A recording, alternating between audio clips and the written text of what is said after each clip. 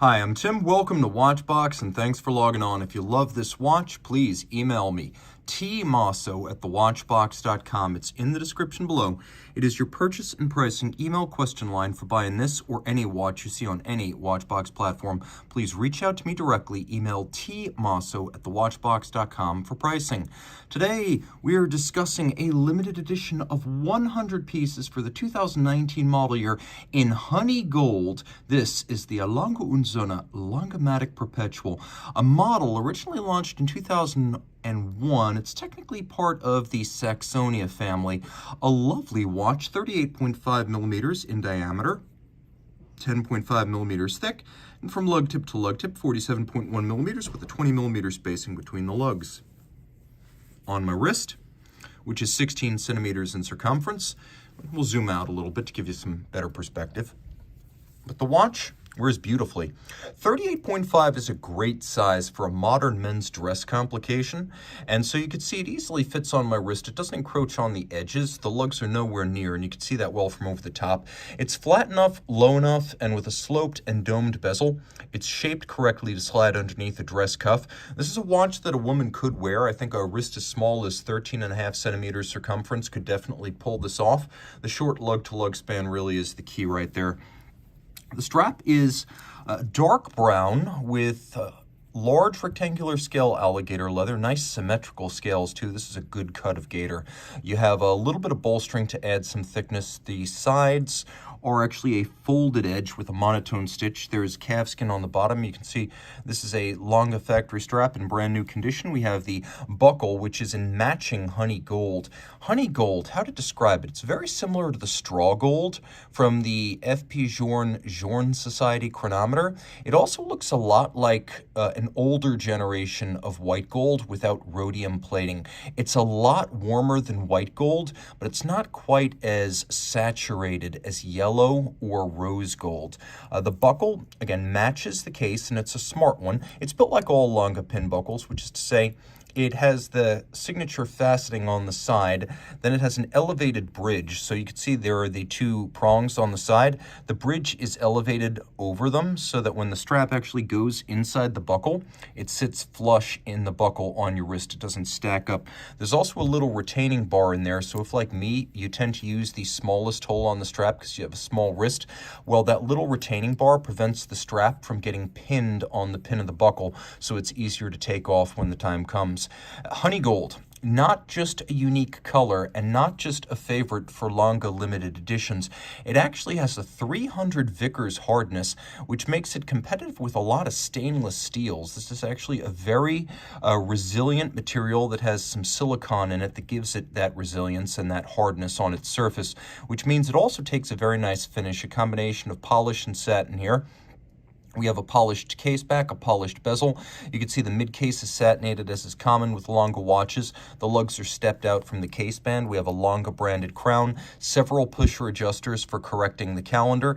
The bezel has a little upright facet outboard and then a domed profile across the top. The dial is made of sterling silver. It's actually a solid block or disc of precious metal.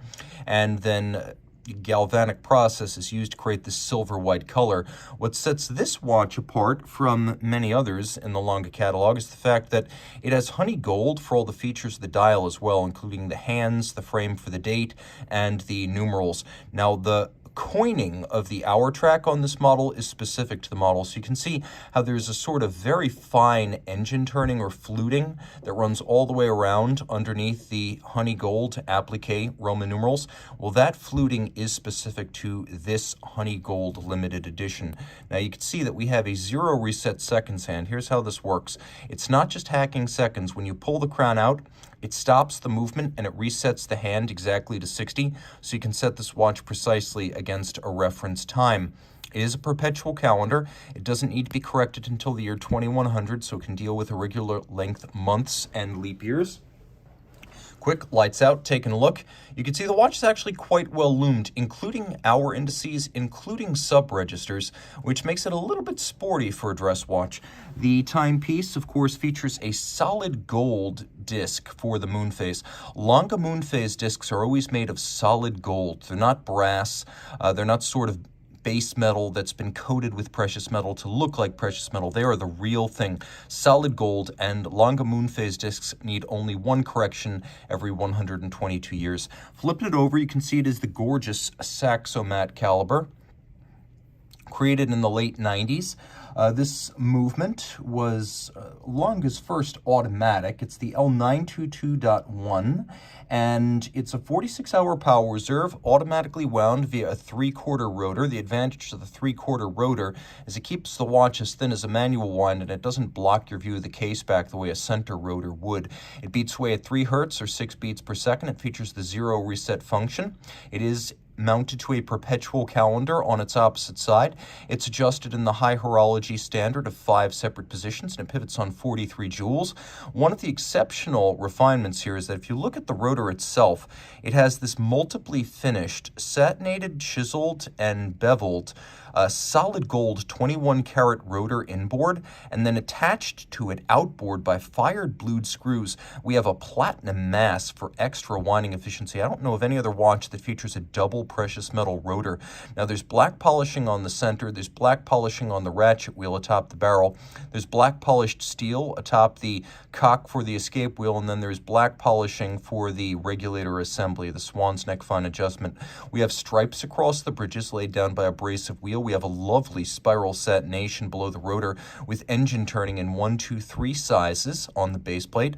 We have blued screws, but you can see we also have a few polished screws here as well. And then we have a freehand engraved balance cock that's actually carved with a burin by hand. No two of them will be exactly alike. All of this is water resistant down to 30 meters. And we have this lovely signature of Lange finish, the German silver bridges and plates, a nod to the pocket watch era in East German watchmaking. And of course, East Germany is where this is made, in Saxony. And so this material, it's a nickel, copper, zinc. It's often called German silver. The copper content gives it its wonderful golden hue. And then all of the bridges, if you look closely, they have mirrored beveling on their edges. You can really see it lighting up on the edges here. So the finishing is outstanding. Reach out to Team Mosso at thewatchbox.com for purchase and pricing details.